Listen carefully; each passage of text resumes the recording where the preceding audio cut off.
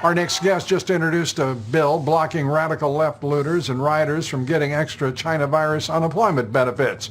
Joining us now is Congressman Jim Banks, member of the House Armed Services Committee.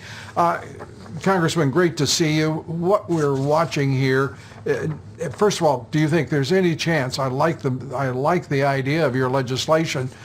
Do you really believe there are two Democrats who would support it? I doubt it, Lou. Fortunately, Senator Cotton introduced it in the Senate, where it might have a much better chance of moving forward. And between he and I and other Republicans who want to join us along the way, hopefully we can maybe add it as an amendment to any future bill that might pass that would take away unemployment benefits for those who riot and cause violence or destruction in the streets. I invite all of my Republican colleagues nationwide to think of ways that we can bring this violence, these mobs, the riots to an end. It's not going to be the Democrats who are going to stop it. It's going to be President Trump and Republicans who bring it to an end. Well, the president is doing everything he can. I haven't heard much from the leadership of the House or the leadership of the Senate, for that, especially the Senate, for that matter. The party seems again to be trying to splinter, as it did under Paul Ryan in the House when he was Speaker. This looks like it has the potential to be a rerun of 2018 when the Democrats stole an election because the leadership couldn't decide what party they really wanted to support. Your thoughts? Well, Lou, I'm doing my part. Fortunately, Steve Scalise was the first Republican who reached out, signed on to my bill. We've had a dozen others that have done so as well. And as these riots continue to happen across the country, I know myself, I hear from my family, my friends at home in my district in Indiana, every single day they call me and say, Jim, I go to work every day, I work hard, I pay taxes, I raise my family, I support my community, and then I turn on the TV and see the destruction of public property. What are you doing about it? And that's why I introduced the Support Peaceful Protest Act.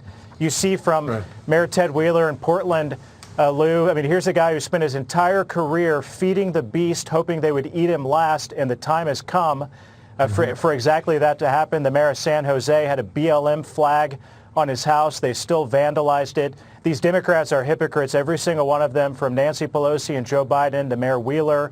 All of them, they're hypocrites for turning a blind eye to these activities. Now we have to, Republicans are the ones who are trying to do something to stop it. Yeah, in my opinion, they're a hell of a lot worse than hypocrites. They are selling out the country, and they know exactly the consequence of what giving greater power to BLM and the Antifa activists will do. It's an outrage that they're not outraged. They're just simply playing the game as they will and trying to preserve a coalition of constituencies that is falling apart beneath them. The Democratic Party is moving so far to the left. I don't think there is at this point. The president has greater wind at his back every day as a result of what's going on in the Democratic Party. The House doesn't seem to have any way to benefit.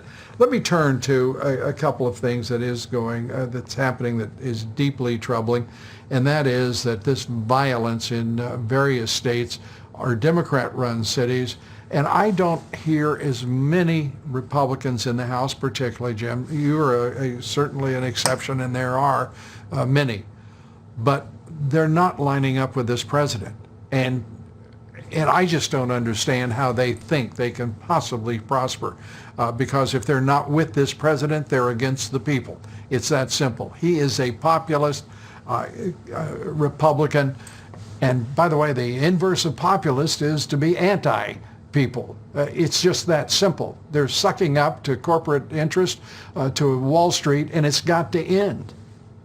Lou, this is the best president of my life, and last week on Thursday night when he gave that, what I believe the best speech he's given in 4 years, which is saying a lot, at the convention, we heard him weave together so many of these themes that speak to the heart and soul of what makes America great, speaking directly to the American people.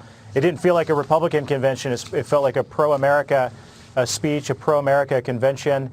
And I can't defend my Republican colleagues who aren't on board with the president because I don't understand it myself. I mean, this president is so popular where I come from. He's so popular with Hoosiers in my state that it doesn't make any sense for me that any Republican wouldn't be on board fully with this president and his agenda. Yeah. Yeah, and good for you.